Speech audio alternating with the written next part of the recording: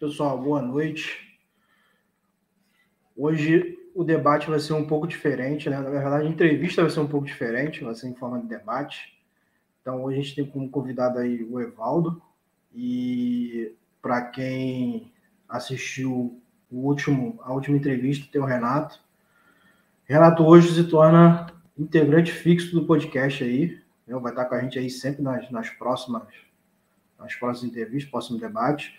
E o Jonas como fixo também na tradução aí, para a gente atingir aí o pessoal da língua estrangeira. Então, vou chamar aqui o Evaldo, né, para se apresentar para vocês aí. Evaldo, fica à vontade, pode se apresentar. Boa noite, pessoal, tudo bem? Meu nome é Evaldo, faço parte do setor de TI, tenho 33 anos, no dia 13 agora completo 34, para a glória de Deus, e é uma honra estar aqui nesse programa, é uma honra poder compartilhar as opiniões através desse debate, e vai ser muito produtivo, eu tenho certeza. Beleza, eu vou chamar agora aqui o Renato, né? Renato que vai debater junto contigo aí alguns assuntos aí. E vamos ver se a gente chega numa conclusão aí dos temas. Fala aí, Renato. Fala, galera, boa noite. De volta aqui no podcast, prazer imenso poder estar participando. E agora, como o Rodrigo já antecipou aí, fazendo parte do quadro fixo. E vamos estar aí para somar, trocar experiências, trocar sempre informações e aquela resenha que a gente gosta, né? Vamos lá. E não podia faltar, né, o tradutor.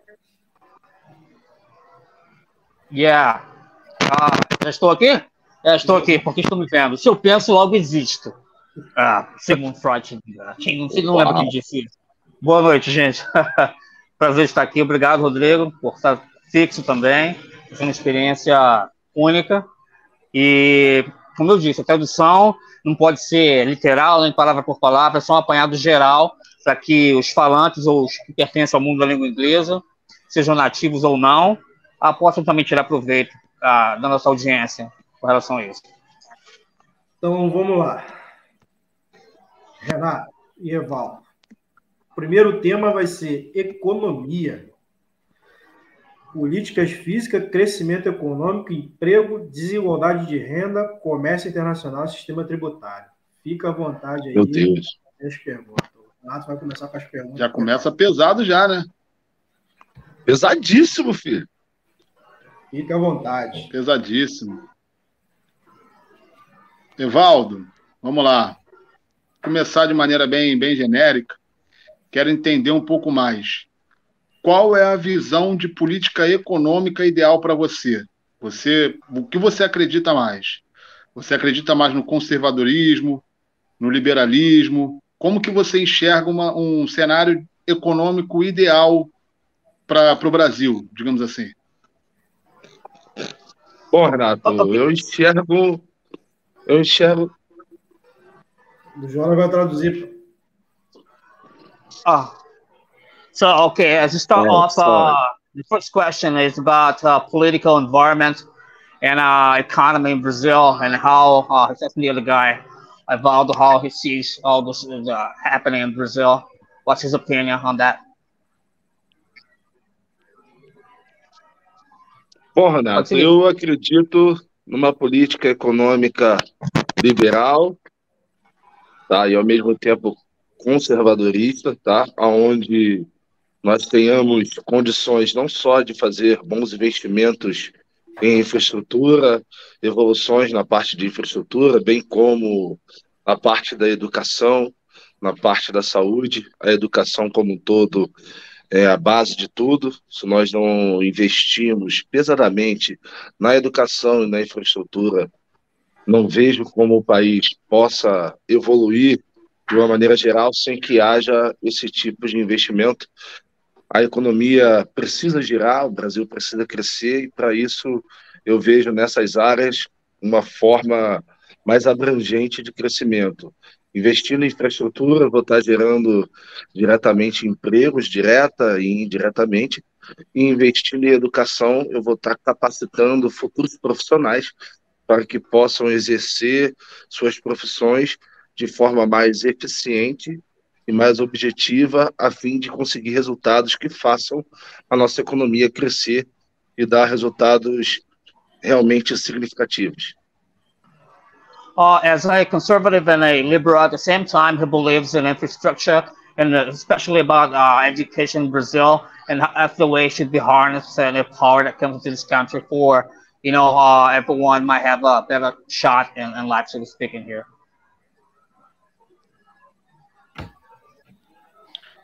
Ok. Assim, complementando, a gente, no governo que está aí hoje, eles defendem que o Estado tem que ser indutor da economia. O Estado ele tem que ser mais ativo, tem que ser um Estado paternalista, que abrace mais o país como um todo. Como que você enxerga essa visão deles? Você acha que isso pode dar certo? Você acredita que o Estado deveria ser um pouco menor e se preocupar mais com pautas sociais do que econômicas? Como que você enxerga dessa forma? Okay, as a father figure state, it believes that the state should really be responsible for most of what's happening and how he sees that. Bom, Renato, pautas sociais são importantes, todavia elas não são, de fato, as mais importantes. Se você não tiver uma economia forte, que gere emprego, uma economia que seja capaz de transformar essa máquina pública em um gerador de capital, você não consegue abraçar o povo como um todo, de um método geral, porque eu preciso ter um bom investimento na educação para que eu possa ter ótimos profissionais. Esses ótimos profissionais, dentro de suas grandes empresas, gerarem resultados para que as rendas per capita dos estados possam aumentar, para que as estatais, as grandes companhias que contratam esses profissionais gerem lucro, para que a bolsa, de uma forma geral, possa ter alta e a nossa moeda, de fato, seja valorizada. É uma cadeia, é uma engrenagem onde uma coisa leva a outra. Sem bons profissionais, eu não consigo fazer a economia girar, porque sem bons profissionais, eu vou ter falta de mão de obra, eu vou ter desemprego, sem bons profissionais, eu vou gastar o caixa do Estado sem ter o retorno necessário para a abrangência do Estado como um todo. Então, eu acredito que os investimentos voltados para a parte da educação, os investimentos voltados para a infraestrutura, os investimentos voltados em geração de emprego, em fazer a economia girar, são os mais fundamentais. Sociais são importantes, sim, mas não são, eles são apenas a cereja do bolo. Okay, it's all about infrastructure and the way it's being invested into activities such as education, because once you have good professionals on the field, you got good professionals that are going to generate good jobs, and good jobs will bring more income, more steady income. And so it's a way for growth in Brazil, especially. That's what we're talking about here. Okay? Perfeito, Evaldo. Assim, a pergunta foi nesse sentido, porque assim, eu entendo o Estado como necessário. Eu não sou 100% liberal, que não tem que existir Estado. O Estado tem que existir, porque existem áreas que são necessárias. A área da educação, que é uma das principais. Se você quer um país mais próspero no futuro, você precisa ter um investimento na base, para que as crianças de hoje possam formar um país mais próspero no futuro. Eu concordo com você nesse ponto. Só que assim, eu já não sou muito a favor de um Estado muito paternalista por um simples motivo. O Estado ele não vende, o Estado ele não presta serviço, o Estado arrecada através de impostos. Quem paga os impostos é você, sou eu, Rodrigo, Jonas, o pessoal que está assistindo. Então, assim, o Estado ele vive às nossas custas. Quanto maior o Estado, mais custoso ele é. Quanto mais custoso ele é, mais ele precisa arrecadar. Quanto mais ele precisa arrecadar, mais sai do nosso bolso. Muitas das vezes é um imposto que a gente não tem muita ciência, às vezes, porque a gente percebe quando é um imposto na renda, como o caso do imposto de renda. A gente vê saindo ali no nosso contra-cheque, quem é CLT, quando você trabalha, você vê saindo, mas os impostos sobre consumo encarece muito a vida da população como um todo, porque você paga imposto no arroz que você compra, você paga imposto uma fruta que você compra, qualquer coisa que você compra, um galão de água que você compra, você paga imposto em tudo.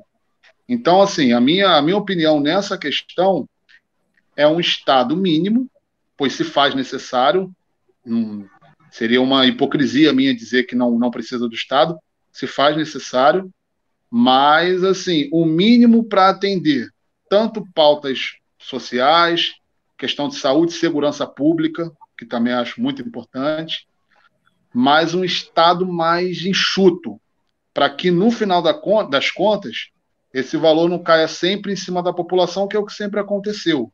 E o governo que está aí hoje defende isso, tanto que eles quase que dobraram o número de ministérios, mas, enfim, eu acredito nessa ideia. Okay, as a liberal, and he sees the fatherly state as something that should really be controlled, because the state, it really interferes. But the bigger the state, the more taxes and the more the labor that's going to demand. So Renato believes that, as a liberal says, you should really infrastructure and education, and really it's like the more taxes on the people, and people are going to suffer, the more goods they need. So it's just about control and accountability and manageability as far as the goods that come in Brazil or not. And basically that's what they're rotating about this debate. Bom, Renato, complementando a sua resposta, eu acredito que o Estado tem que ser minimalista mesmo, tá? E quando eu falo minimalista, é a questão de o Estado prover os recursos necessários para que aqueles que querem, de fato, fazer o seu país prosperar possam exercer esse direito. Porque hoje vivemos num estado onde você, até para respirar, está pagando imposto. Você paga imposto sobre tudo, de maneira geral. Então, assim, é difícil o Estado crescer, o país crescer, o nosso PIB crescer, quando tudo quanto consumimos, tudo quanto queremos adquirir, vem tributo, imposto em cima de imposto, em cima de imposto e mais imposto. Existem soluções mais abrangentes para melhorar e nos fazer prosperar que não envolvem imposto. Eu acredito que se faz necessária uma boa reforma tributária, eu acredito que se faz necessária uma boa reforma administrativa para que tudo ocorra de maneira mais precisa e a base que somos nós não sejamos tão sufocados. Nós temos um desconto muito alto, trabalhamos muitas horas semanais para poder pagar imposto, mais de 40% daquilo que o nosso salário tem de desconto é em cima de imposto, cara. Então, assim, é um absurdo. Eu acho que poderia ser feito uma política tributária mais liberalista, uma política tributária que favorecesse mais a base, que é o povo, ao invés de favorecer só a parte de cima, que é o governo.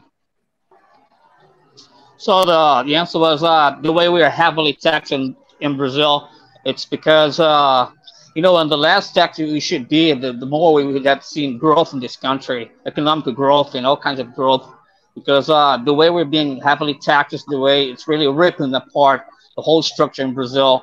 It's so much tax and red tape for us to go through and cut through. So pretty much I'm trying to get the focal point on this debate. Beleza. Vamos para o segundo tema agora. Acho que deu ficar claro aí, né? Vocês dois aí, beleza? Perfeito. Beleza. Segundo tema, educação. Financiamento da educação, qualidade do ensino, acesso igualatório à educação, currículo escolar e formação de professor.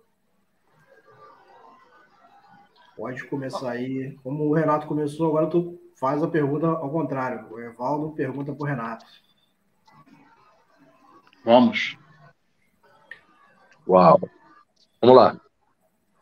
Renato, qual o seu conceito ideal de formação de profissionais da área da educação? Porque na nossa política de educação atual, os professores são formadores de opinião. Os professores são treinados para formar militantes, para formar alunos de esquerda, para formar pessoas que tenham opiniões voltadas em favorecer o governo. Qual o seu ideal de base para os professores? Eu acho que os professores deveriam ser mais capacitados e mais parciais. Qual a sua base em relação a isso? Oh, he wants to know what the basis for him to believe that the ultra-left conservative party, the way it's about the education board, for example, professors and teachers, and those into teaching, fields, how they should be better prepared for, dealing with all this economic situation and so on. Excelente pergunta, Evaldo. Porque, assim, muitas das coisas que às vezes são comentadas parecem teoria da conspiração até acontecer. Mas, assim, é muito claro que existe essa militância, principalmente, não exclusivamente, mas principalmente em universidade pública. Porque na época do regime militar, quando houve a tentativa de golpe, de implementação de um sistema socialista, comunista aqui no Brasil, que disseram que houve a ditadura e tudo mais. Enfim, como eles não conseguiram com guerrilhas, o exército conseguiu evitar, então eles partiram para a base da educação, que foi quando eles começaram a formar militantes, e dali eles já começaram da base, tanto que se para você conseguir entrar na mente da pessoa, você entra pelo processo da educação. Você vem ali com uma educação disfarçada de... Como é que eu posso dizer? Disfarçada de isonomia, dizendo que não há parcialidade na maneira como as histórias são contadas e tudo mais, mas, assim, é muito nítido. Você conversa com uma pessoa que estuda numa faculdade particular, lembrando que não estou generalizando, mas de uma maneira geral, você conversa com alguém que estuda numa universidade particular, uma pessoa que estuda na universidade pública. O conceito geralmente é bem diferente. O ponto de vista de cada um, você vê que é diferente. Aí você perguntou, como resolver essa questão? Cara, eu acredito que, assim, falar sobre política, eu entendo que seja importante, contanto que você tenha a isonomia ou, pelo menos, os dois pontos de vista. Porque não adianta você ter somente a militância de um lado, seja para quem é da esquerda, seja voltado para a direita. Eu acho que a questão do pensamento crítico, ele surge a partir do momento que você tem todas as cartas na mesa. Você tem os dois lados, dois pontos de vista, você passa a formar a tua opinião de maneira mais sincera a partir do momento que você tem ponto e contraponto.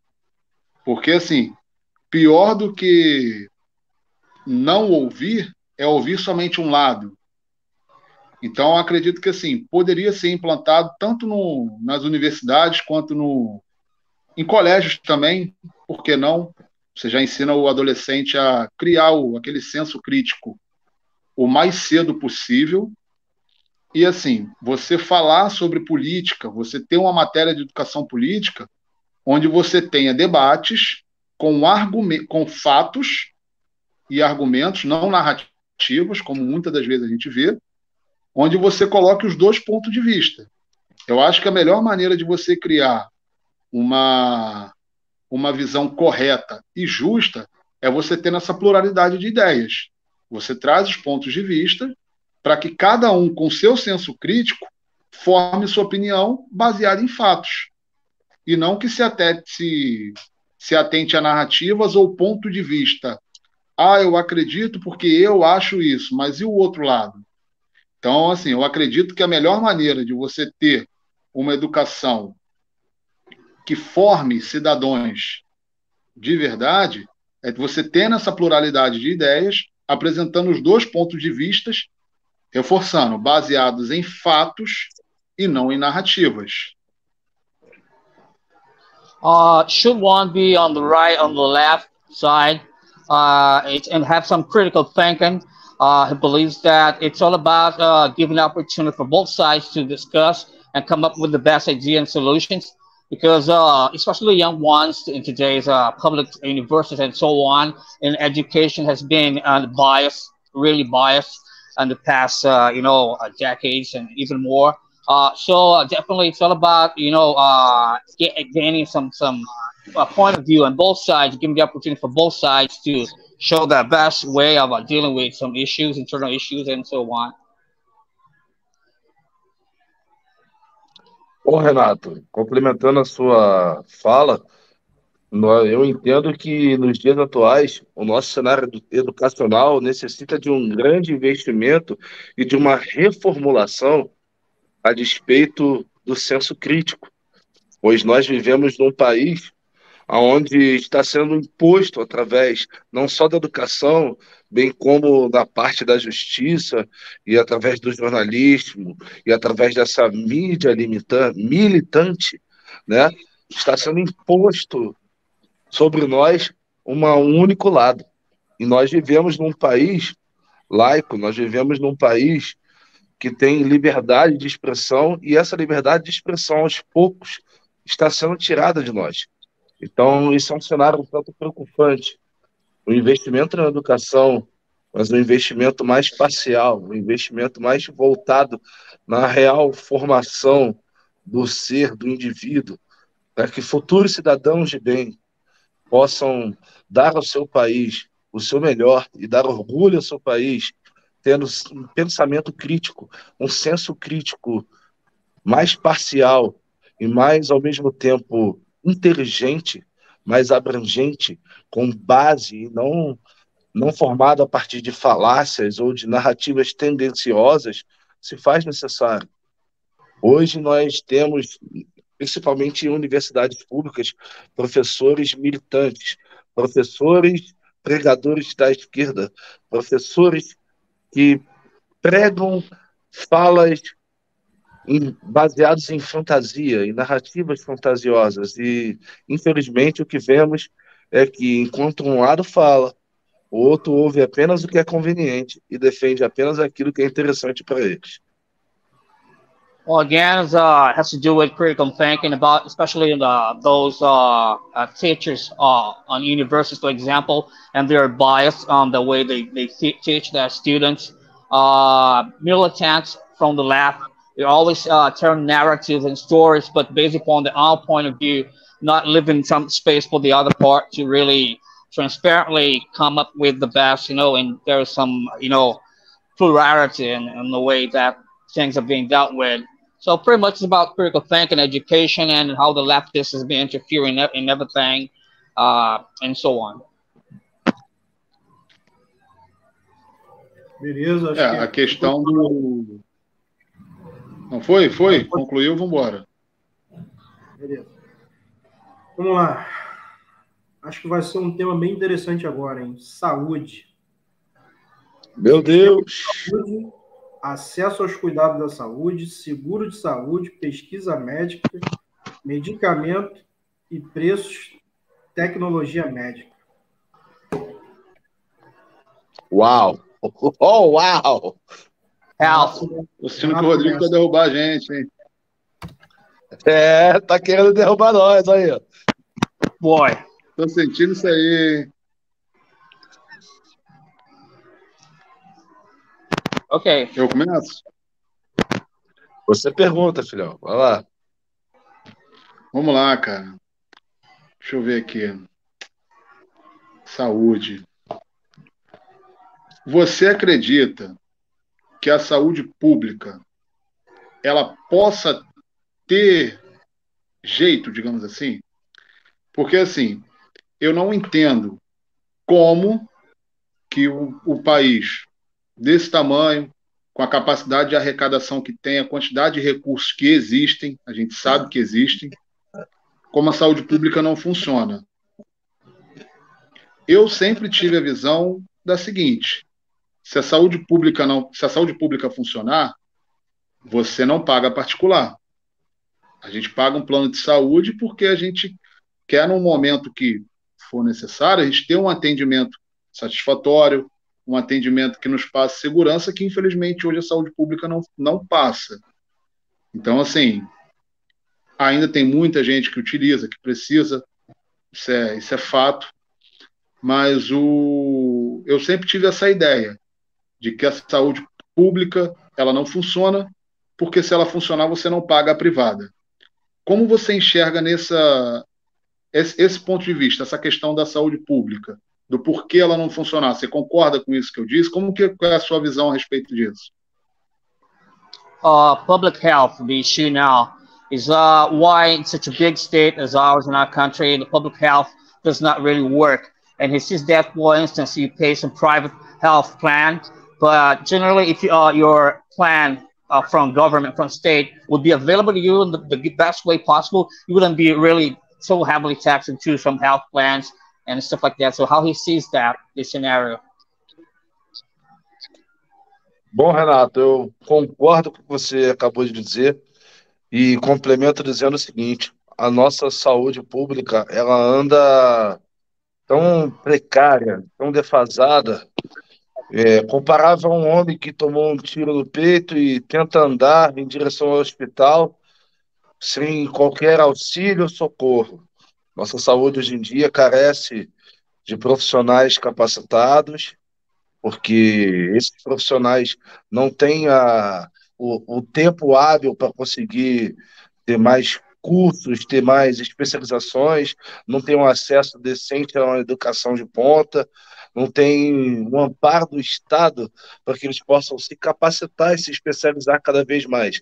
Hoje em dia, a maioria dos profissionais que eles se encontram são filhos de pessoas ricas que conseguiram suas vagas em universidades públicas e que são bancados para poder conseguir estar ali tirando suas notas, sendo duramente cobrados e cobrados de uma forma bem rígida e abrangente, mas um CR6, um CR7, eles conseguem uma boa vaga de trabalho em hospitais e exercem sua profissão. Existem também muitos bons profissionais da área de saúde, porém mal remunerados, mal valorizados, mal pagos pelo Estado e pelos hospitais, mesmo da rede particular.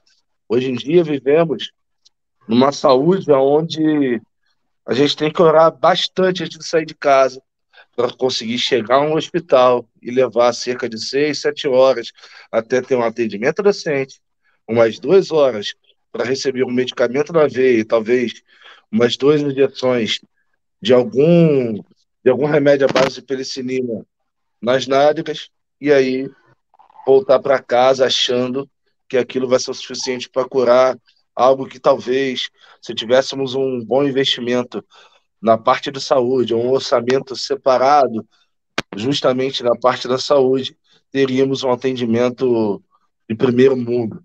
Nosso país é gigante, é imenso, somos 210 milhões de brasileiros, todavia, se tivéssemos um planejamento mais abrangente, junto com o investimento na área de saúde e tecnologia, nós certamente teríamos uma saúde do primeiro mundo. Nossa saúde pública funciona, todavia funciona como um coração com um marca-passo, apenas esperando um momento para que o paciente dê o último suspiro. Oh, so it's about health, it's still an issue. It's like everything is being hanging on and limping off, so to speak. Situation in Brazil, for instance, the personnel working there, even those in public hospitals, they haven't been really trained properly the way they should have received their educations and preparation to be on that field. And even in the private sector, some personnel, they're not really being paid accordingly. So it's like, it's like a bypass, he says. And the patient's just waiting for the last breath.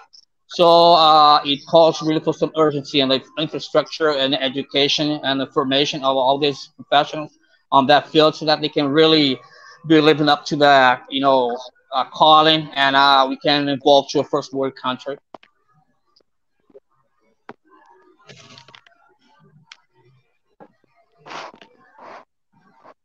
Assim, a gente não pode ser injusto também. Um ponto que você falou aí é importante. Existem profissionais que dão o seu melhor, que buscam sempre fazer o máximo possível com os recursos que muitas vezes são escassos, e eles estão ali todos os dias para tentar fazer. Às vezes, sim, em determinados casos, eu vejo que também, além da falta de estrutura, existem maus profissionais, como em qualquer área, existem aqueles que dão sangue, que fazem o melhor.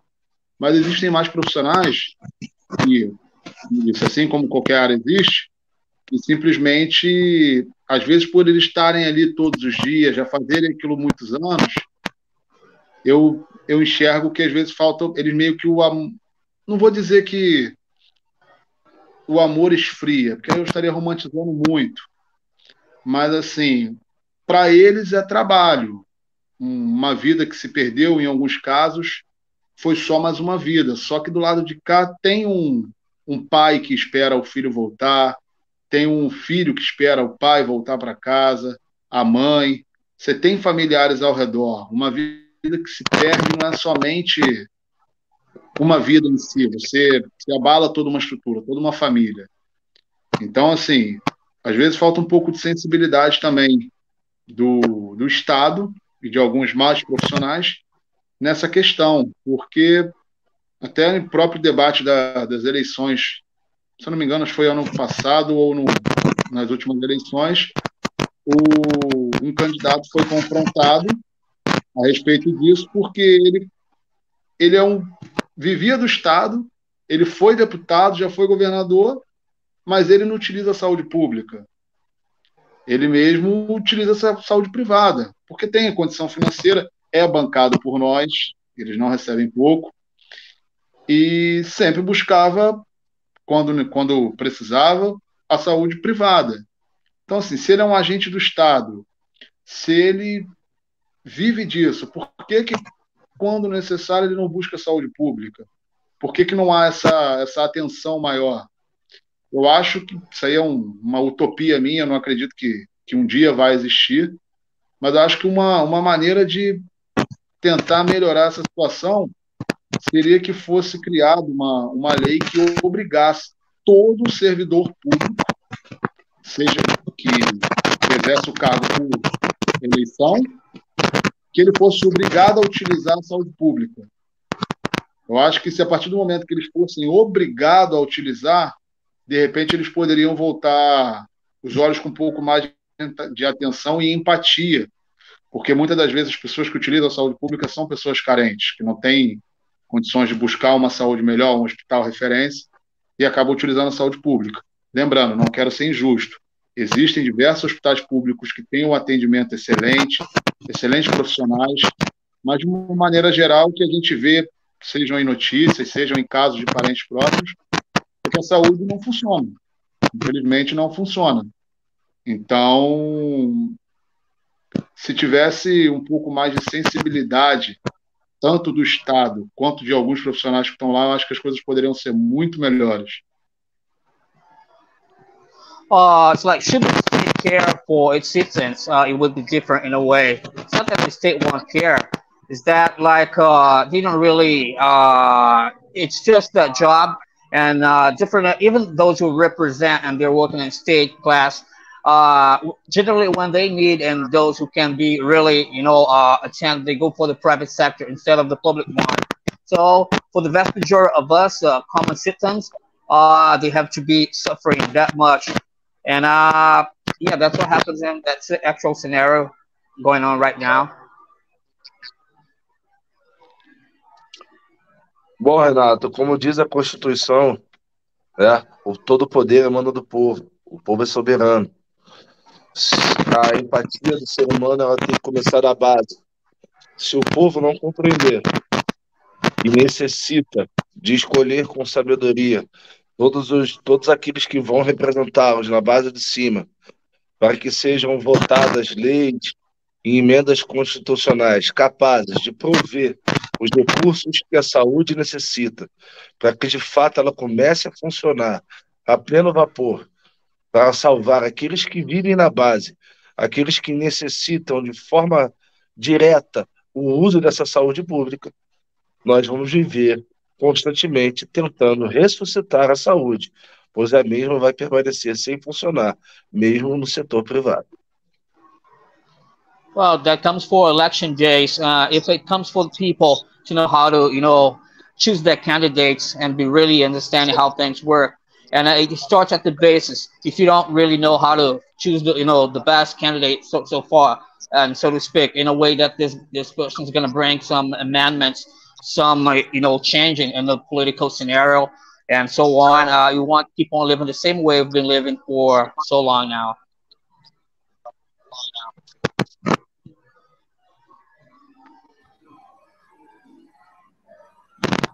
Okay. Beleza, então. Vamos pro próximo tema aí. Meio ambiente. Environment. Meio ambiente. Rapaz, olha, a nossa Amazônia é completamente disputada, a tapa aí, por vários países ao redor do mundo, ao redor do Brasil aí, porque a nossa Amazônia ela é rica, né? Em medicações, em plantas medicinais, ricas em minérios, rica em nióbio e outros minerais que são importantes, que se devidamente pesquisados e corretamente utilizados, trarão grande valor econômico à nossa nação e certamente nos ajudará a tornar uma potência mundial.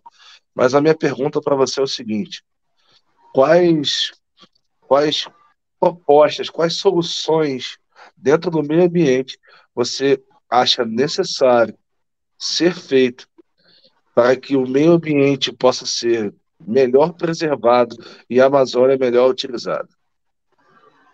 So the question is, the Amazon, our Amazon forest, which is so rich in mineral resource, every kind of medicinal herbs and so on, and foreign powers trying to get hold of it, get a chunk of it all the time. That's the way it's been for quite some time now. And how I'd have to see this scenario of what's going on and how our forest, Amazon forest, can really be a leap for us into becoming a first world country in the current years.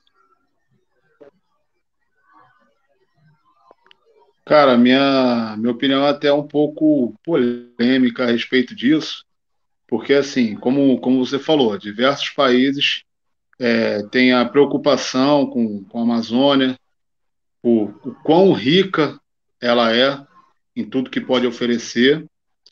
Só que, assim, eu enxergo que todos os países, o interesse deles nunca foi preservar, e sim explorar a Amazônia. Eles se preocupam tanto com a floresta que eles destruíram a deles. Todos tinham, e hoje em dia você não tem mais uma floresta tão rica e de uma extensão tão grande quanto da Amazônia.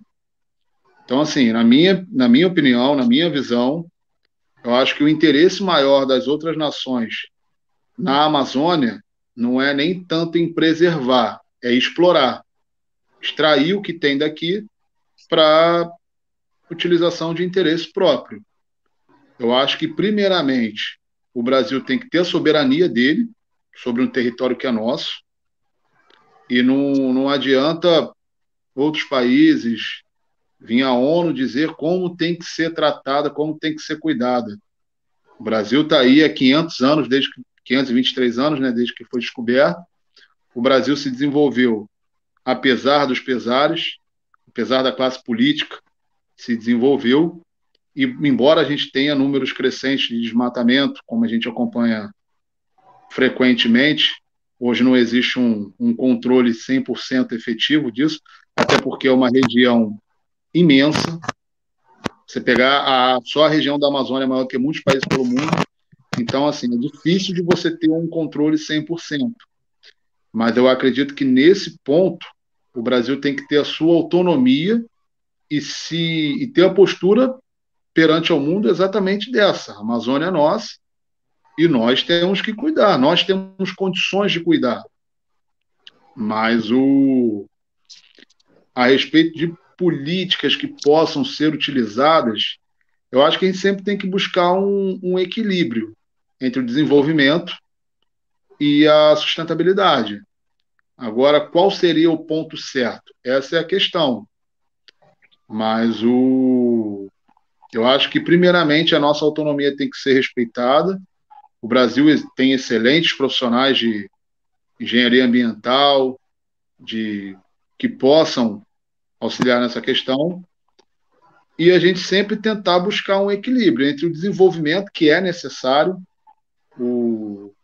A região da Amazônia hoje, se for comparar com o sudeste do país, o sul do país, economicamente é muito distinto, apesar da Zona Franca de Manaus, que foi uma área criada com isenção de impostos exatamente para estimular a economia da região, mas você sempre tem que buscar o desenvolvimento do país, da região como um todo, sempre balanceando a questão ambiental, porque acho que a gente não pode olhar somente para a parte econômica, você tem que ter esse equilíbrio e caminhar nesse sentido, sempre equilibrando os dois lados, digamos assim. Brazil should hold its sovereignty as far as the Amazon forest, and that's the main point now. International or foreign affairs, rather than preserving it, they show it clearly more and more that they want to exploit it, and that's the way it's been happening. So the Amazon, Brazil should really stand firm ground, hold its ground, and the Amazon belongs to us Brazilians, Brazil. And we should really fight for it and really implement everything so that foreign powers won't really intrude and exploit it. They've been, so to speak, in a way, destroying their own forest, and now everyone has got an eye at the Amazon forest for its natural resources and how rich it is. So Brazil should really stand more than ever against and have their allies to fight, and arm in arm, to defend what belongs to us.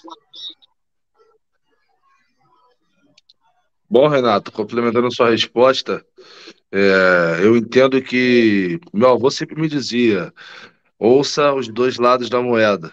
Então, se faz interessante não só pensarmos em preservar a nossa soberania como nação, bem como impor leis que permitam que possamos exercer essa soberania e impedir que outras nações venham saquear as nossas riquezas, nossos minérios.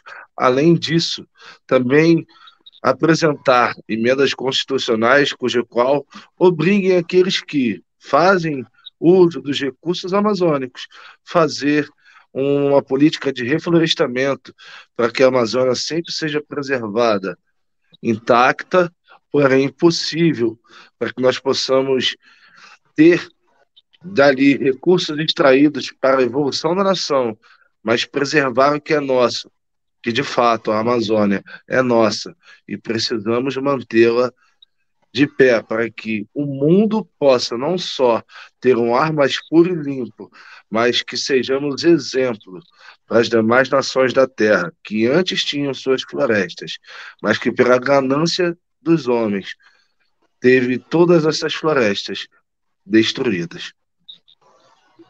That we may serve as an example for people abroad and those who from other nations and countries that they've destroyed what they on their natural resource and forest, and there's been such a cruel deforestation.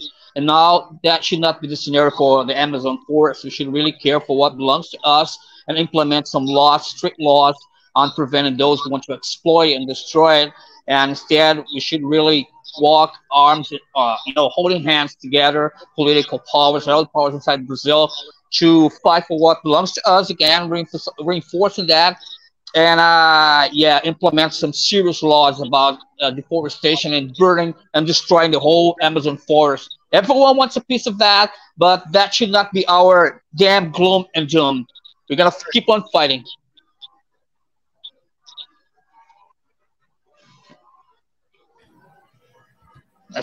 É exatamente isso, cara. É exatamente isso. A política de reflorestamento, isso aí eu concordo plenamente com você. Se nós pudéssemos, nossos parlamentares, voltar um pouco mais a atenção nesse sentido, e que sejam criadas políticas de reflorestamento, que assim como você disse, as empresas que utilizam, que exploram a Amazônia, que possam fazer com responsabilidade e sempre garantindo que a floresta não vai se perder, apesar dos estudos e desenvolvimento da área. And this is scream for the whole world to hear that we need a reforestation implementation and plan before it's too late. And since we have something of such high value, we cannot really put a price tag on it of the value of the Amazon forest, our natural resources, and what we have here. So Brazil should really keep on fighting, implement strict laws, and that should be done and implemented. The sooner the better.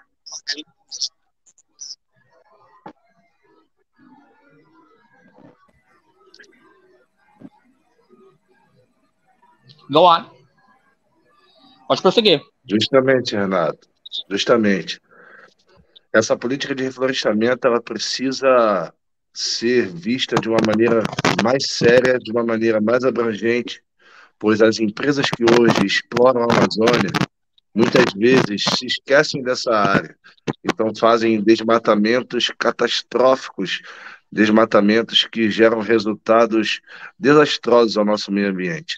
Então é necessário que as nossas autoridades possam não só criar boas políticas de reflorestamento, bem como criar leis e emendas mais duras para que aqueles cujos quais estão causando destruição ao meio ambiente possam também pagar por isso e fazer um reflorestamento mais rápido do que a destruição que eles cometem. Porque nos dias atuais é necessário que possamos preservar aquilo que temos por riqueza e também preservar a soberania da nossa nação.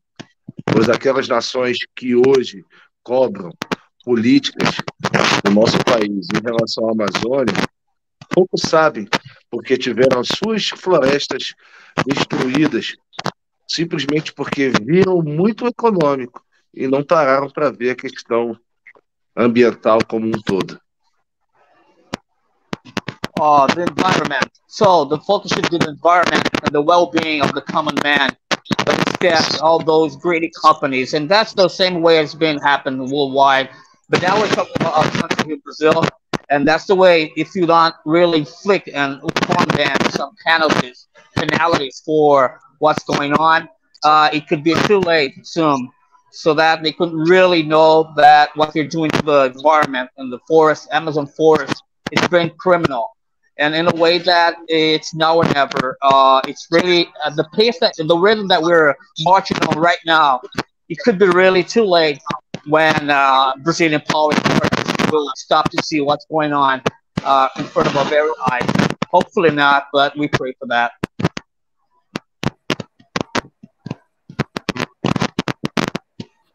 Beleza. Acho que agora vai um tema meio complexo agora, não sei se vai ser complexo para vocês dois. Segurança pública. Public safety. Esse aí, cara, é brabo. Esse para mim é o mais fácil da gente debater aqui. A gente que mora no Rio, o que a ausência tá chiando muito aqui, cara. A gente que mora no Rio. Tem um microfone dando interferência aí. Parece que deu uma melhorada. Melhorou bastante. Prossiga. Para a gente que mora aqui no Rio, falar sobre segurança pública é fácil. Então, assim, para poder dar uma incrementada aqui, vou te fazer uma pergunta que até hoje eu não consegui entender. Como que um fuzil que é produzido no Iraque chega em Belford Roxo? Oh, that's a good question. So for us, residents of Rio de Janeiro, it's a nice state and city in Brazil. Talking about public safety is not that hard, especially if you know what's going on in Brazil and Rio, especially Rio de Janeiro. It's and the question is, well, how do you get to know in first place how an AK-47, for instance, it comes all the way from Baghdad, from God knows what country it's coming from, gets to be in the most remote parts of Brazil and Rio, especially Rio, in the most hidden place that you could possibly think of. So there is so much going on underneath all the layers that you have to peel off all these layers to try to get to know the bottom and the core of the issue. Bom, Renato, isso é uma pergunta bem interessante, bem complexa. Não é muito fácil de responder, mas se eu estivesse no seu lugar e fizesse essa pergunta para você e responder, eu diria o seguinte: nos dias atuais, a nossa política de segurança pública, principalmente no estado do Rio de Janeiro, era defasada, desatualizada e descontrolada. Ninguém, de fato, parou para analisar, de um certo modo, de maneira geral, como andam nós, o povo, dentro do Rio de Janeiro, na Baixada Fluminense e arredores, né? As nossas fronteiras não são bem guardadas. Existem muitos profissionais que trabalham em condições arbitrárias, em condições subhumanas, tentando proteger nossas fronteiras de narcotraficantes, de contrabandistas de armas e outras coisitas mais. E por isso, nós hoje vemos um fuzil que para o Estado custaria aí R$30 mil ou mais, na mão de um bandido que fatura milhões com tráfico de drogas, e esse tráfico é financiado de alguma forma. Ele é financiado, esse dinheiro do tráfico ele vem de algum lugar. Por isso que hoje, nos dias atuais, morre tanta gente inocente. Por isso que hoje, nos dias atuais, tantas pessoas são assaltadas. Por isso, nos dias atuais, tantas pessoas vivem à mercê do medo de sair de suas residências sem saber se vai voltar seguro para casa. Porque a gente passa pela rua e é fácil identificar vários maus elementos rondando, esperando a oportunidade de retirar da sua mão um aparelho, de retirar da sua mão o dinheiro que está na sua carteira e, consequentemente, por falta de empatia, por falta de amor ao ser humano, tirar também a sua vida. Vivemos num mundo onde o amor se tornou tão frígido e gelado que aqueles que têm o poder para fazer a diferença fazem vista grossa, fecham seus olhos para uma realidade que está escancarada na cara deles e não fazem políticas de fato eficientes para guardar as fronteiras, para fazer boas operações e apreensões dessas armas e drogas que chegam ao nosso país. E como consequência, temos pessoas na força que acabam agindo de forma corrupta e são corrompidos por essa política, por esse falso sentimento de democracia, onde nós votamos as leis, mas elas só funcionam por um lado. This one would be more reinforced in talking about our borders, how it should be patrolled and secure. But it's all about the way things have been dealt with and all the bribery, everything that's going on, and how precariously the whole thing works, and how, again, strong armaments, guns, they come to Brazil, especially Rio and other states within Brazil, and how, all those, the bad guys and those in power should really take care of that, but they will look over that because of corruption and so much stuff. So it keep on praying that, not praying and implementing things the best way possible to try to solve this core issue about, the way Brazil, especially Rio and other states and cities have been degraded. And our borders calls for some attention, and those persons are working there. Cara, eu tenho esperança que a gente possa avançar isso num futuro próximo, porque deve ter 2 ou 3 meses aí que o atual ministro da Justiça foi flagrado. Até hoje a gente não sabe o motivo, se é o ministro da Justiça, eu imagino que seja por uma questão nesse sentido. Ele foi flagrado entrando no Complexo da Maré, numa área que, segundo um amigo meu que é policial, a polícia só entra de caveirão. Ele estava com 2 carros, com uma comitiva de 6, 7 pessoas, 10 pessoas no máximo. Como ele conseguiu entrar ali, eu não sei. Eu imagino, eu torço para que isso seja uma questão um avanço do governo federal para combater. Porque a gente que é aqui do Rio, a gente sabe como é que funciona. A gente vê como é que é a situação aqui. Como você falou, você sai hoje para trabalhar, você não sabe se volta. Quando tem um amigo meu que foi morar em Santa Catarina, ele falou, cara, parece que eu estou em outro planeta, parece que eu estou em outro país, porque a realidade é muito diferente. Aqui no Rio de Janeiro é muito complicado. Aqui no Rio de Janeiro você vai para um destino que você não conhece, você joga a rota do GPS, se ele te mandar entrar uma rua errada, você pode tomar um tiro no peito. Teve um caso, não me lembro o ano exato, mas aconteceu, 2 motociclistas vieram dos Estados Unidos até aqui, de moto. Esse pessoal que gosta de fazer essas viagens longas e tudo mais, eles vieram dos Estados Unidos, desceram pelo México, América Central, passaram nos países aqui que ficam mais ao norte da América do Sul, até chegar no Brasil. Mais especificamente no Rio de Janeiro. Eles estavam vindo pela linha vermelha, eles foram pegar o acesso da linha amarela, eles erraram o acesso e entraram embaixo. Entraram na favela ali, não sei se ali é Vila do João, não lembro qual é a favela, mas faz parte do Complexo da Maré.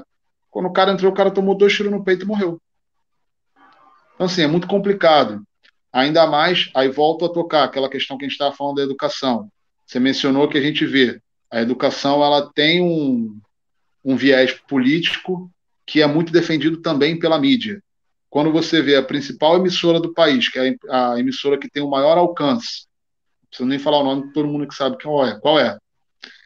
Quando eles estão filmando uma operação da polícia ao vivo, e eles estão filmando bandido pulando de laje em laje, transportando fuzil, e eles noticiam que são suspeitos que estão pulando de laje em laje, transportando fuzil. Porra, suspeito de quê? Não é bandido. Tenha dúvida. Você não pode imputar isso, você não pode acusar alguém sem prova, que isso é crime. Tudo bem, mas tem dúvidas? Quando você vê uma jornalista dessa mesma emissora dizendo, o candidato Wilson Witzel, nas últimas eleições a governador, que prometia uma política pública um pouco mais rígida no combate ao tráfico armado, você vê a jornalista perguntando se você tem um cidadão que está de fuzil, se o policial pode atirar. Um cidadão que está de fuzil, o que um cidadão estaria transportando um fuzil? Então, assim, na minha visão, o Rio de Janeiro chegou ao ponto que chegou, não só por falta de interesse do Estado em combater, mas conivência. Eu não acredito, é a minha opinião, eu não acredito que o filme Tropa de Elite foi uma mera ficção. E lá você vê que o problema ele vem de cima para baixo. Quando você vê nas últimas eleições, volto a tocar de novo nesse ponto, não que nas comunidades só tenham pessoas de mal, pelo contrário, 95% da comunidade são pessoas de bem, são trabalhadores que moram ali, muitas das vezes porque não tem condição de sair. Mas a gente sabe que existem pontos que não é qualquer um que entra. Complexo do Alemão, não é qualquer um que entra. E um candidato, que hoje está na presidência, se ele ganhou ou não é outro mérito, mas ele está na presidência, ele entra sem colete à prova de bala, sem equipe de segurança nem nada, ele entra livremente na favela que a polícia tem dificuldade para poder acessar. Então, será que o Rio de Janeiro chegou nesse ponto somente por descaso ou conivência? Eu acredito que seja conivência. Eu acredito que não há um interesse do Estado, porque eu acredito que muita gente do Estado lucre com isso, em combater a violência que existe hoje no Rio de Janeiro. Vide o caso a operação que teve no Complexo da Penha, no Complexo do Alemão, na época que ia ter o Pan-Americano, quando foi a instalação da UPP, já preparando para as Olimpíadas. O Estado chegou e limpou, só que eles só limparam a área onde iam acontecer eventos internacionais, onde ia ter a atenção do mundo como um todo.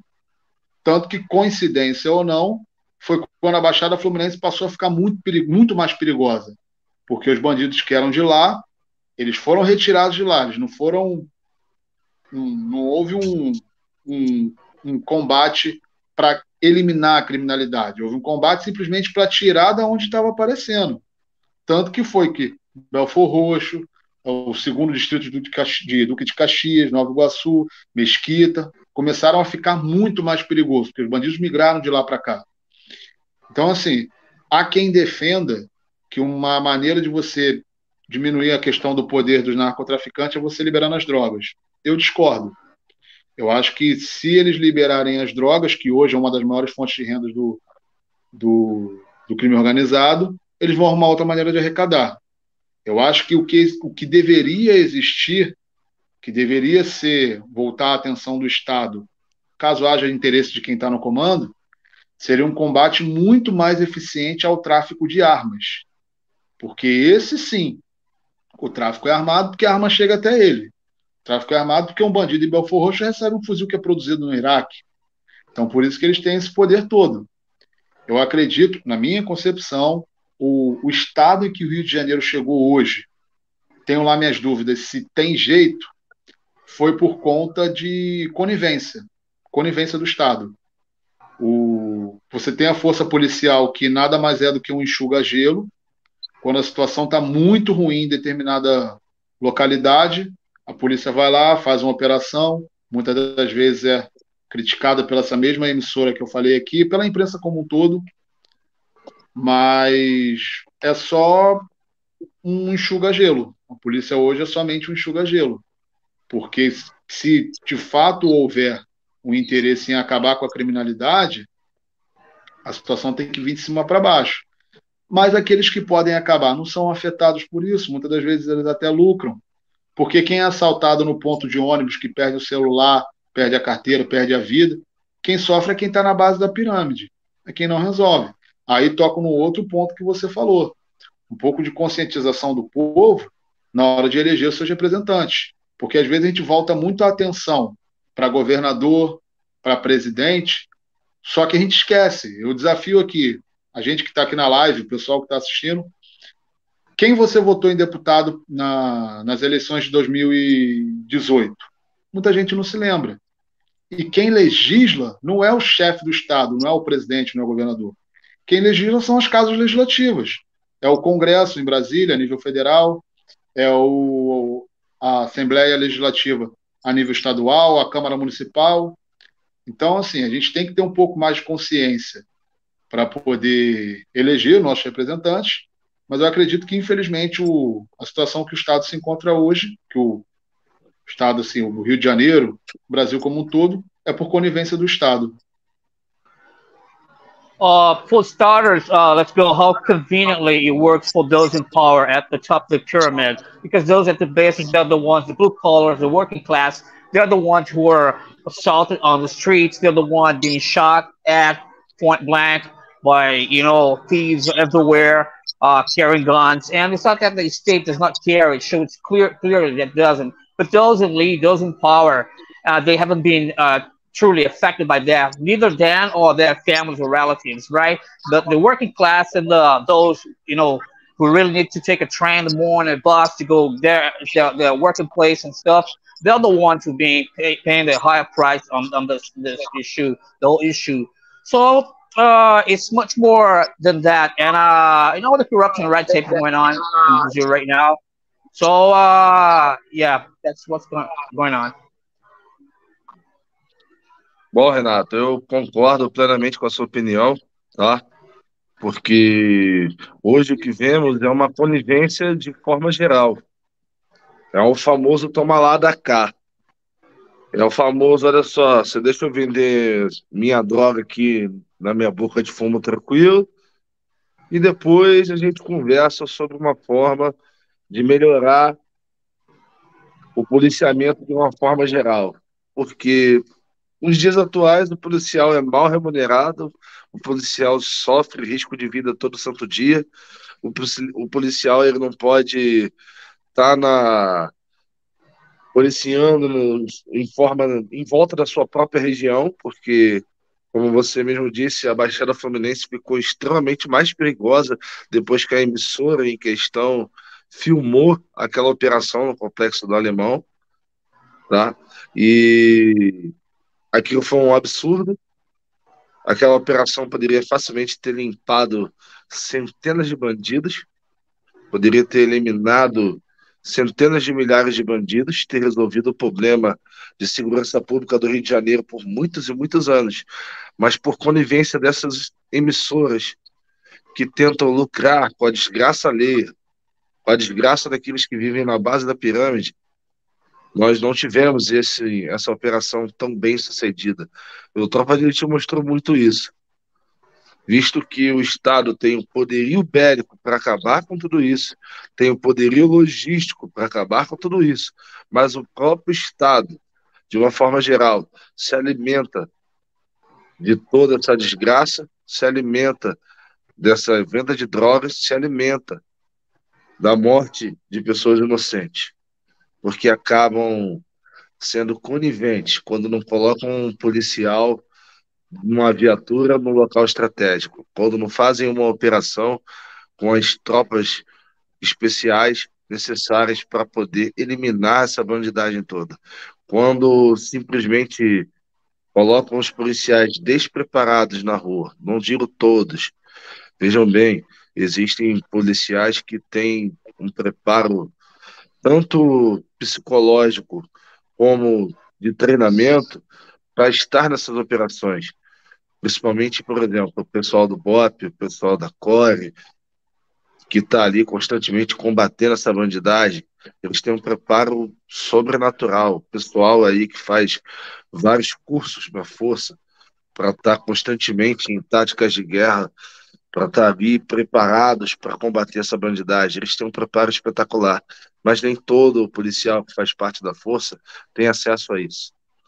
Além do mais, o salário não é lá essas grandes coisas, sabe? E nos dias atuais, nós vemos a nossa população sofrendo por falta de segurança. Segurança essa do Estado que deveria proteger seus cidadãos.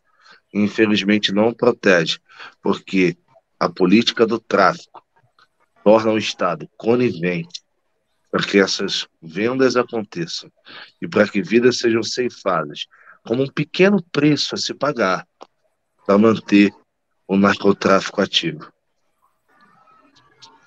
So the state, it's all about convenience, how conveniently it works for both parties, both the states and the organized crime, the way they operate. Meaning, those at the basis, they're the one affected on the left, on the final issue, because they're the ones who've been really taking a toll, losing their lives, because, the state and how conveniently, for example, the policeman, the workforce, and the TV in Brazil, the main broadcasting TV, the way they're so sensationalist and the way they want to present things. But at the same time, we know how everyone takes their little share of the pie, and it's convenient for both parties. And it's going to take a Herculean effort from all the powers' interest in solving anything, if they really have any interest in solving that or not, any improvement. Ok? Beleza. Só para poder incrementar um pouco aí o debate de vocês aí. O Jonas, se quiser traduzir também, pode traduzir. O Jonas, o Renato... São as considerações finais agora? Não, ainda não. O Jonas e o Renato, eles conhecem aí o Rio Grande do Sul, né? Especificamente Gramado. Só para dar de exemplo aí, eu estive lá no final de semana e caminhando na rua com a minha esposa, simplesmente eu passei por uma porta da delegacia, a delegacia fechada, final de semana. Porque zero criminalidade na cidade. Não tem crime na cidade. Ou seja, o policial não trabalha no final de semana lá, pô. Diferente da gente aqui, né?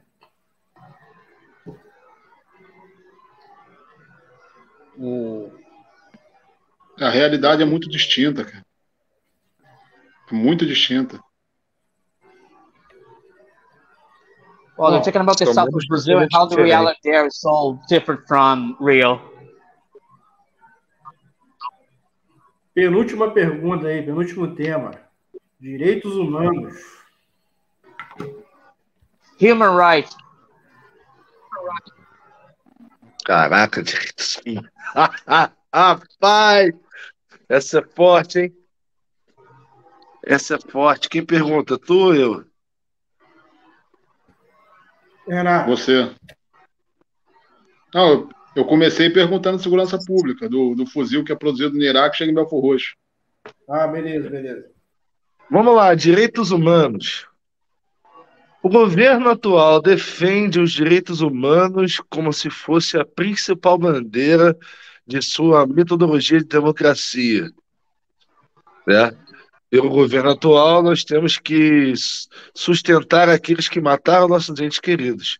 Pelo governo atual, temos que sustentar aqueles que cometem crimes.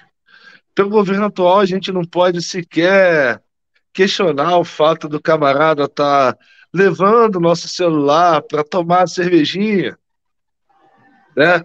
Porque é um trabalho, como alguns professores da dita esquerda brasileira dizem, é um trabalho.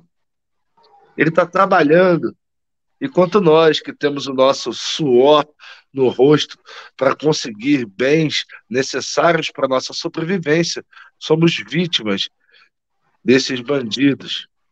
Mas a minha pergunta vai ao seguinte: o que você acha em relação à política de direitos humanos do nosso sistema prisional brasileiro? Pois o nosso sistema prisional brasileiro, ele dá um salário de mais de R$ 1.500 para a família daquele cara que está preso. Eu acho que eles deveriam trabalhar para conseguir esse salário, assim como nós trabalhamos aqui fora. Todavia, eu queria saber de você o que você acha a despeito da política prisional brasileira. So, what's your view on a political imprisonment system in Brazil? Cara, eu acredito assim como você. Eu até entendo que muitas das vezes o familiar ele não pode ser penalizado pelo erro cometido pelo chefe da família como um todo. Só que a situação é um pouco mais complexa do que parece, porque assim, muitas das vezes o cara está preso ali porque o cara tirou uma vida, porque o cara cometeu um crime, você deixou, às vezes não tirou uma vida, mas você deixou uma pessoa aleijada por conta de um tiro ou algo assim. E como fica a família da vítima? Então, assim, eu tento sempre buscar o equilíbrio entre as duas situações, que eu acho que o Estado, já que existe essa política de assistência à família do preso, como muitas das vezes não existe a família da vítima, mas enfim, já que existe essa assistência, eu acho que o preso que está lá, ele tem que fazer valer esse salário. O Brasil carece de investimento em infraestrutura.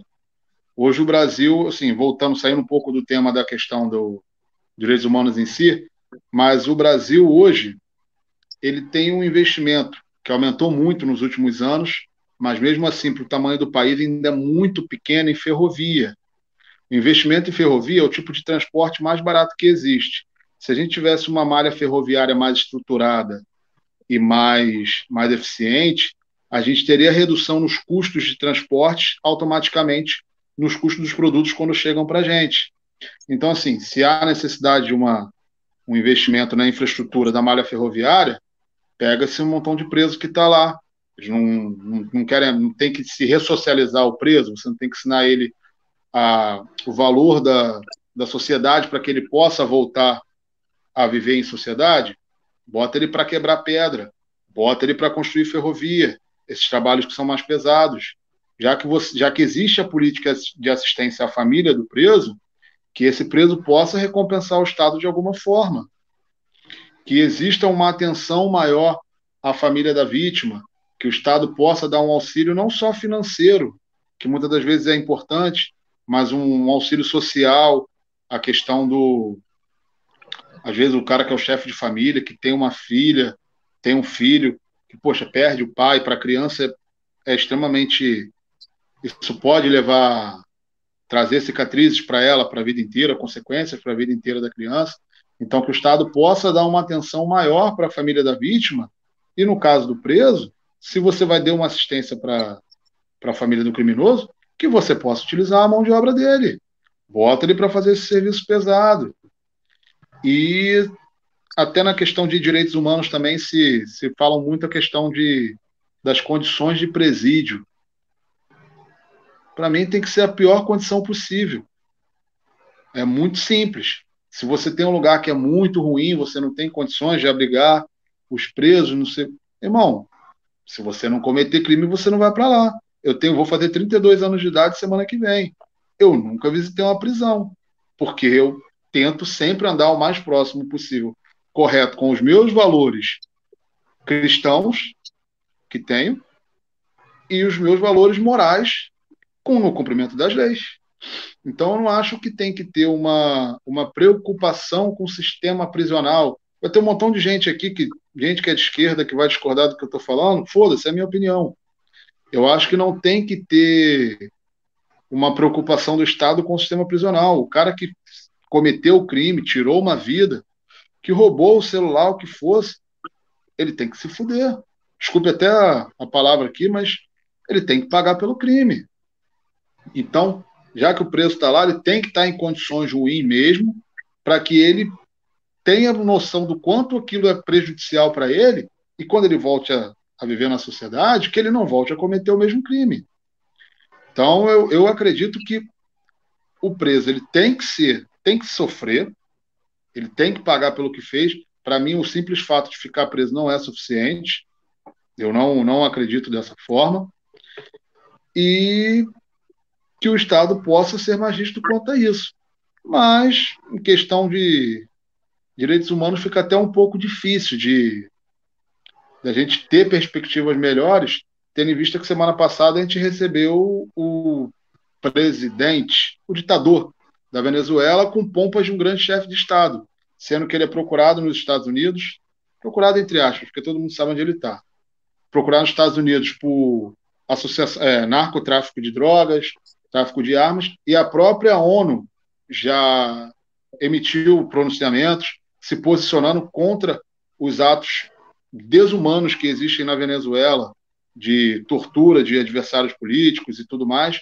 Então, assim, se o chefe maior do Estado recebe com honras, com pompas, com homenagens, um ditador que não respeita e não tem nenhum tipo de preocupação com direitos humanos, como esperar algo do Estado? Essa aí foi tão complicada que eu não consegui nem pegar o ponto central da... Como foi o início da... Estava tentando lembrar o início do que você trouxe à tona, Renato? Porque o Evaldo perguntou qual que era a minha opinião a respeito da assistência que o Estado dá para a família dos presos e como... Okay. Como consegui lembrar. Sim, lembrou? Então vamos lá. Yeah. As far as human rights, those behind bars, for instance, they should, instead of people thinking that the human rights been really treated and they haven't been treated equally or with their human rights, so to speak. Railroads, for example, in Brazil, it's a way of transportation, and the goods could come to us in a better way of our goods, transportation, railroads everywhere, which is one of the main transportation methods in Brazil.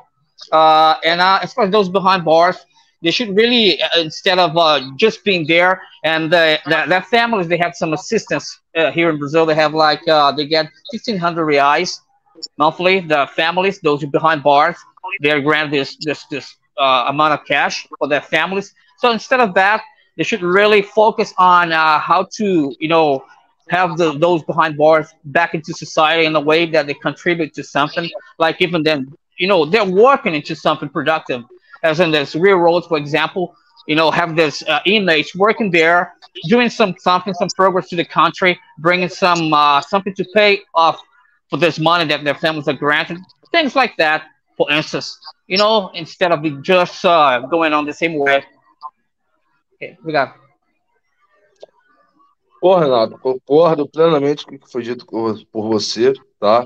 E complementa dizendo que essa assistência que hoje o Estado presta para bandidos deveria ser prestada, primeiramente, para a família da vítima, bem como para a família do policial, que está ali fazendo operações, que está ali arriscando sua vida todos os dias para a proteção e segurança e bem-estar dos nossos cidadãos.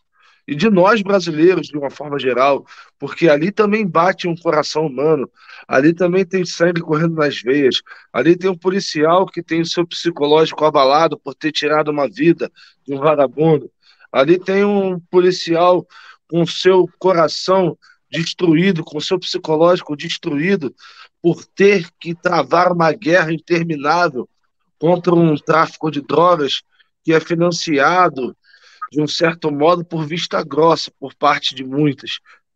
E se faz necessário que o peso da lei seja um pouco mais retirado da parte da corporação policial e seja posto muito mais na parte dos bandidos de uma forma geral.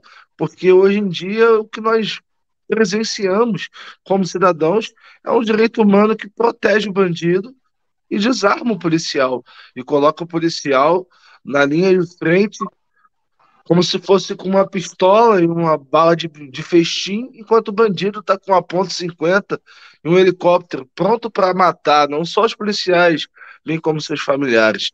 Então, eu vejo da mesma forma que você, todavia também peço que não só o Estado, bem como a nossa nação como um todo, possam ver também o lado do pessoal da força.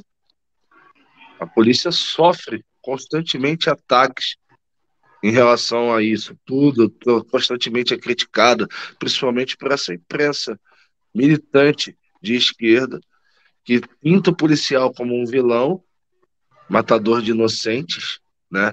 Que a gente sabe muito bem que não é inocente coisa nenhuma, que se fosse inocente estava trabalhando, não estava vendendo droga, e pinta o bandido como o herói que está defendendo a comunidade, vendendo droga e aliciando menores a entrar para um mundo onde a vida é curta e o tempo vai ser aproveitado com passeios sem camisa, com o coldre do fuzil pegando na parte da cintura, e eles acham que isso é certo, que isso é maravilhoso, que isso é o correto, que ok ser assim.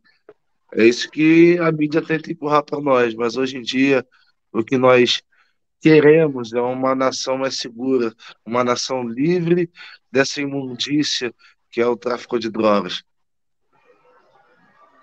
Well, the main focus here is how we all claim for a more equalitarian nation, a stronger nation, and how, policemen force should be treated in a better way, because generally the bad guys are being treated like as if they're doing anything good for the community or anyone, and they are really treating the policeman force, and in a bad way, painting them as the bad guys. So it's all about saying exactly what's going on and what should be treated with more severely as far as punishment, and just giving to each one of them according to their acts. Pode ir. Pode prosseguir. Eu até entendo essa questão, como eu disse, eu sempre tento contrabalancear as duas partes, dois pontos de vista. Quando a gente fala nessa questão do bandido como um todo. Porque assim, a gente sabe que bandido não é somente o traficante que está ali portando arma. Tem muito bandido que está de colarinho branco, que está no Congresso, que está na presidência, que está nos governos e demais. Mas assim, como a gente está voltando um pouco mais a atenção, que é o bandido que aparece mais. Eu até entendo quando as pessoas que dizem que o bandido é vítima da sociedade. Seria demagogia da minha parte dizer que todos no país, todos têm as mesmas condições. A gente sabe que não. Às vezes, uma criança que nasce na favela, ele não tem as mesmas oportunidades que uma criança que nasceu na Zona Sul, por exemplo. Uma criança que nasceu dentro da favela, ele não tem as mesmas oportunidades que eu tive, que sou um meio termo, assim como eu não tenho de um garoto que nasceu na Zona Sul, que vem de família rica, estruturada e tudo mais. Então, assim, a gente tem que olhar um pouco dessa questão do porquê que existe isso, mas na formação da pessoa como um todo. Então, assim, de fato, o que eu acredito as oportunidades não são iguais para todos, mas eu creio que todos têm oportunidade. Entra para essa vida quem quer. entra porque quem escolhe entrar. Tudo bem, também sou sincero ao ponto de dizer que é muito fácil para mim falar, sendo que eu não moro em favela, embora quando criança morei próximo e tudo mais. Mas assim, o homem ele já tem aquela gana por poder. O homem ele tem essa gana não é a palavra correta, mas essa vontade de poder. Então, para uma criança que cresce na favela, ganância é a palavra correta, exatamente. Obrigado, Evaldo. A criança que nasce na favela, que às vezes não tem a família estruturada, não tem o pai, ou o pai bate na mãe, ou você não tem aquele conceito de família ideal, muitas das vezes falta para essa criança. E no que ele está crescendo, a realidade dele é diferente da minha, porque ele está vendo o cara que está no tráfico, o cara anda sempre com roupa de marca, cordão de ouro, relógio de ouro, está andando em moto cara, carro caro, está tirando onda na favela com um paco de dinheiro. Isso é tentador para o homem, porque, como a gente falou, o homem tem essa ganância por poder. Mas, apesar dessas situações, eu ainda acredito que entra para o tráfico quem quer. Se não fosse assim, todo mundo que foi nascido e criado em favela seria bandido, e a gente sabe que não é. A grande maioria esmagadora da população, que mesmo morando em comunidade, é trabalhadora, é pessoa de bem, busca o melhor para si e para os filhos. Então, eu acredito que entra para essa vida quem quer. Então, cada um é responsável pelos seus atos. A partir do momento que o bandido decidiu seguir por essa vida, mesmo sabendo que como você falou, é uma vida curta, muitas das vezes, que ele optou por seguir esse caminho, então que o rigor da lei seja aplicado da maneira como deve ser. Se você optou por seguir esse caminho, que você arque com as consequências. Eu acho que o Estado tem que agir em cima, sim, não tem que ter essa de, mas ele é uma vítima da sociedade. Vítima coisa nenhuma, o homem é responsável pelos seus atos.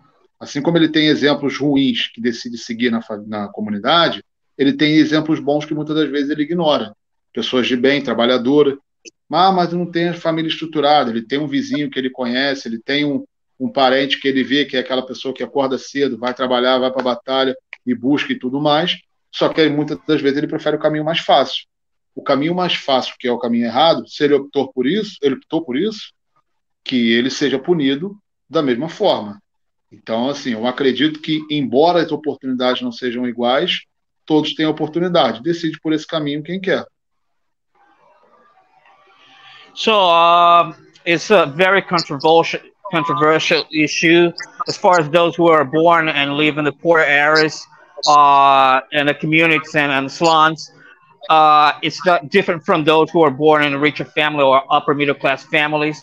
Everyone's not granted an equally fair opportunity in life, but ultimately it boils down to free will, right? And we should really see it the way it is, free will. And especially those young guys who are greedy to show off, and they see all these guys, on their motorbikes with their guns and stuff, and if you're attracted to that lifestyle, even knowing that, consciously that thing is going to bring them either be in prison or dead.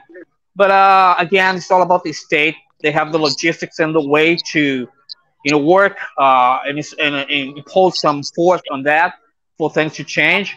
But ultimately, even the main TV broadcasting in Brazil comes up with the brown press and sensationalism and never really address the problem the way it should be.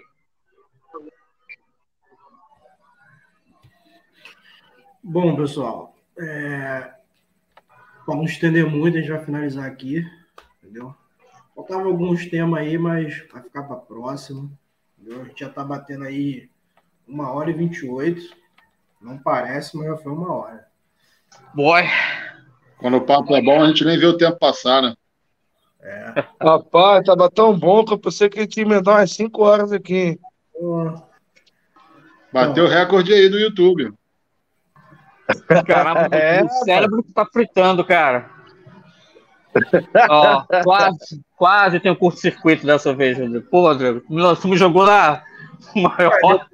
Dessa vez foi mais, pô. A outra foi 59, pô. Caramba. Anyways. As maiores batalhas são concedidas aos maiores guerreiros. Boy. É isso aí.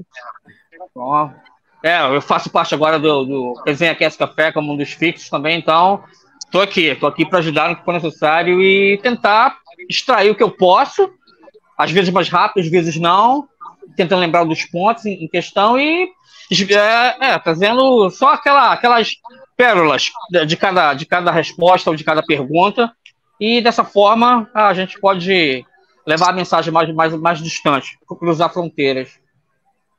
Isso aí, vamos prestar um serviço não só à nossa nação, bem como a todas as nações da Terra, aqueles que têm a facilidade de compreender o inglês e compreender a mensagem que está sendo passada conosco aqui.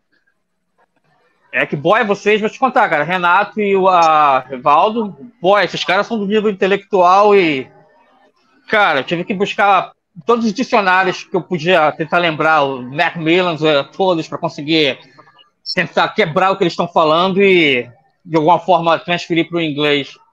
Mas vocês foram realmente... Pô, obrigado, Rodrigo. Cada convidado vem assim, cara, eu vou ter que tomar muito calmante para conseguir fazer isso para a língua inglesa, cara.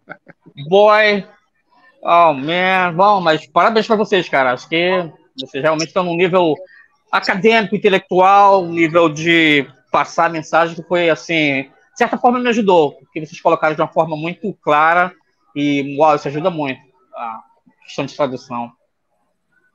Muito obrigado, é uma honra vindo de você, meu querido. A honra é toda minha. Evaldo, valeu aí pela presença. Não é à toa que é o mito do inglês, Jonas Costali. Isso aí, é um mito. Rodrigo me jogou nessa... Eu nunca vi falar inglês com tanta velocidade, rapaz. É porque, cara, eu não sou tradutor, né? E entrei nessa, mas tá sendo, boy, cara, pô, Rodrigo, depois eu te passo a folha das coisas que eu preciso para fazer bem na entrevista. Eu preciso de vários equipamentos e... É isso aí. Isso aí, até o final do próximo podcast a gente vai ver ele meio careca, de tanto gastar o cérebro para poder traduzir tudo. Cara, tô... Boa, sinceridade, essa bomba, cara, pra mim. Mas estamos juntos, cara, estamos aí. Vai perder esse topete aí, Jonas. Oi? Vai perder esse topete aí. Pô, já tá caindo, cara, já tá começando a sair uns buracos aqui. Mal comecei esse... Valeu aí pela presença. Eu vou concluir a gravação aqui. Vou só concluir aqui para não estender muito.